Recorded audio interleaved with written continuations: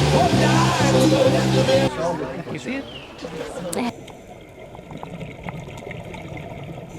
Hello, hi, this is another video log of my African trip, and this time I'll have my travel buddy Becky be joining along to this trip. We're at Pearson Airport, just waiting. I think in a few minutes, 10 minutes, we'll be boarding on the plane, going to Istanbul for a 10-hour layover, and then go to Johannesburg. The flight is about 10 hours to Istanbul, and then another 10 hours to Johannesburg. So Good evening, ladies and gentlemen. it'll be good, and this is basically just the beginning of embarking this amazing trip. I think it's about 10 days, 4 days, and we'll be hitting quite a few countries: South Africa, Zambia, Zimbabwe, Botswana, Namibia. There'll be a lot of things to see.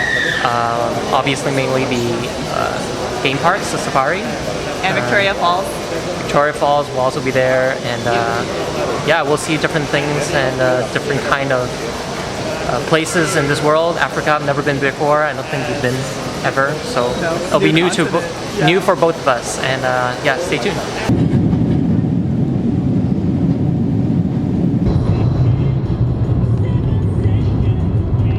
Hi guys, so we're finally at Africa. First time in this continent. We took us a 30-hour journey just to get here. So my flight from Istanbul to Johannesburg was absolutely terrible and garbage. And oh yeah, there's a dog. We're at an Airbnb host. So my flight, it was garbage because we're sitting like with a wall in front, so I have like zero leg space. For some reason my seat, I can't move back my seat. Becky had a better experience. She's able to do that. But anyway, we're here. This is like we're in a host of Airbnb. It's very nice. Like It's a really huge cottage huge complex area. We have our own little hut. There's more at the back. There's a swimming pool, but a lot of it is going under renovation. So yeah, today we're going to a neighborhood. Sorry, it's too much sunlight right here. Anyway, we're going to a neighborhood called Soweto, and Soweto is basically around west from here. It's a nice little neighborhood. We're gonna get picked up by a tour. It's pretty last minute, but I'm very glad that we made it. And our host Gina was able to make arrangements and actually learn a few things about South Africa. So in South Africa, there are a lot of different neighborhoods, and right now, like, you know how in Toronto we basically have a downtown, but in South Africa there are basically two downtowns. There's a CBD, Central Business District, and there's another place called Sandton. Right where we are standing right now is in between those two downtowns. What happened with CBD is that there are a lot of crimes going on, so all the businesses and corporations, they basically moved out, and they moved to a different neighborhood, which is Sandton. But there are a lot of businesses are trying to clean up the place by buying properties at CBD and gentrify it, renovate it. And the funny thing is the government's actually not doing anything. It's more like the businesses are trying to take the opportunity of low land value and try to like turn it around. So it's interesting. We may be able to see it, but some places we're not recommended to go. But some places it's good to see if we have a good guided tour. It's warm in summer. Oh, I'm telling you, it's worse. Just to make sure that we keep our time managed. We're still in Soweto. This is the other side, and we have the chance to go inside and explore this neighborhood.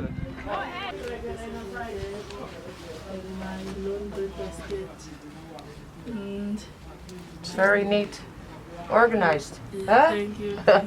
And your television. To make pictures, you know. Right now I'm still at Soweto. This is like the other area, neighborhood with the shacks. The people in this neighborhood are willing to let us tour around and see around. As you can see from the other footage, we can see where they get their source of water. This place most of the places here or households don't have power. We went to a household, we saw a fridge, but the fridge wasn't even working because there's no power. And there's no stove, they use coal, and I think I saw working a TV, not sure how it works if they don't have power. I think it's decorational. So it's probably just decorational. But yeah, this is the area, and yeah, we see like other kids and other people around. And there are many of these kind of neighborhoods. We're just only visiting one of them. So we're back to the Airbnb after one full day ride to visit Soweto. Lots of highlights, of course. We went to the upper class area. We also went to the shacks, which is like, you know, slums or lower class. We also get to learn about Africa tours. Oh yes, like tours. We also get to learn about some of the history. You know, there's like a big significant event that took place June 16, 1976. Becky can explain about it. She knows everything about it. So prior to 1976, once students entered Form 1, or essentially secondary school, they're expected to use English as the primary language of instruction. After 1976, the government decided to institute a law where they would also introduce Afrikaans as an official language that has to be a mandatory language of instruction in schools. So certain subjects such as geography and history and mathematics had to be taught in Afrikaans, whereas all other subjects are taught in British, which really disadvantaged students of whom neither of those languages would be their mother tongue. So for example, if they spoke the Soweto language at home, then they would have to learn 2 foreign languages at once. It led to a lot of marks dropping, a lot of unrest among both parents and students. And through a series of events, they have organized various protests. The penultimate one, which was on June 16, 1976. The particular death that was very, I guess, particularly tragic would be that of Peterson? Hector Peterson. Yeah. He was a 12-year-old boy, and he was one of the boys that were shot down by police. There's a very symbolic image of another boy picking up his limp body from the side of the street and carrying him through the protest along with a crying sister on the side.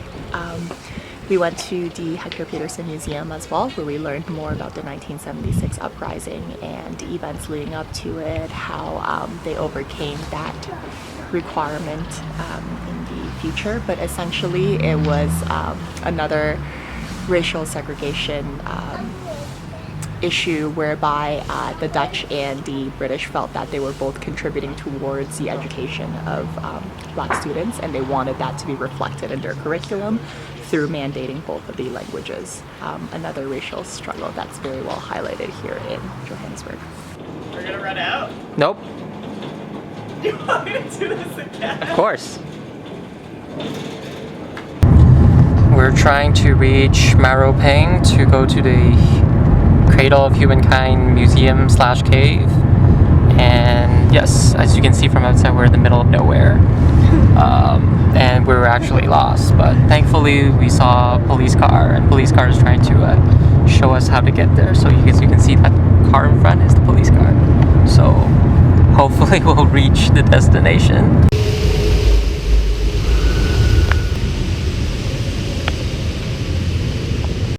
As you can see, we are in the middle of nowhere based on this image.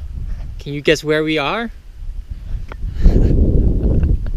We're still at the museum actually. If you look at the back, there's still the building. And there are some, you know, signs.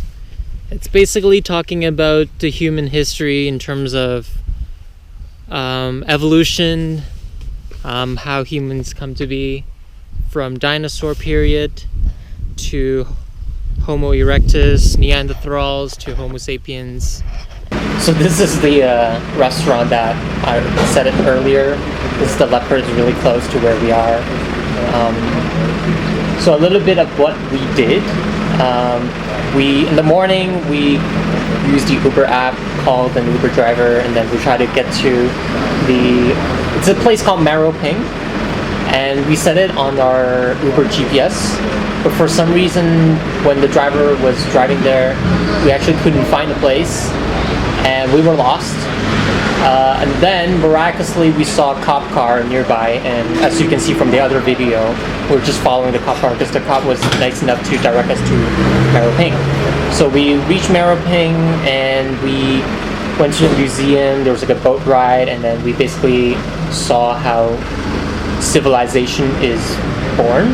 It was basically a document about the passage of time. And then because we were in the middle of nowhere, the Uber driver basically had to stay there and be with us because there's no point for the Uber driver to come back to Johannesburg.